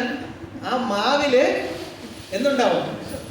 ആ പഴുത്ത മാങ്ങയ്ക്കകത്ത് നല്ല സ്വീറ്റ്, നമുക്കറിയാം അതിൻ്റെ മാധുര്യം എന്താണെന്ന് നമുക്കറിയാം, നമ്മൾ കൊണ്ടുണ്ടാവും. പക്ഷെ ആ മാങ്ങ തറ വീണ് പോയാലോ അത് സ്പോയിലായി ചീഞ്ഞു പോകും. അതുപോലെയാണ് നമ്മുടെ പ്രശ്നങ്ങൾ ഉണ്ടാകുമ്പോഴത്തേക്കും ഭക്തന്മാരെ വിട്ടുപോയാലുള്ള പഴം. അത് വിട്ട് താഴെ വീഴുന്ന എത്ര നല്ല മാങ്ങയായാലും ചീഞ്ഞു. മനസ്സിലായി? അതുകൊണ്ട് ആധ്യാത്മിക ജീവിതം അത്ര ഈസി അല്ല, കുറച്ച് കഷ്ടപ്പാട് ബുദ്ധിമുട്ടുള്ളതാണ്. പിന്നെ ഇതേപോലെ ഒരു അഡീഷനായിട്ട് സപ്ലിമെൻ്റായിട്ടും ജീവിച്ചെടുത്തിട്ടുള്ളവർക്ക് അങ്ങനെ പോവാം. അവർക്ക് ഭഗവാൻ കൽപ്പവൃക്ഷമാണ്. ഒരാൾ എന്ത് ആഗ്രഹിക്കുന്നോ അതെല്ലാം കിട്ടിക്കൊണ്ടിരിക്കും. ഇസ്കോണും അതുപോലെയാണ്, ഒരു കൽപ്പവൃക്ഷം പോലെയാണ്.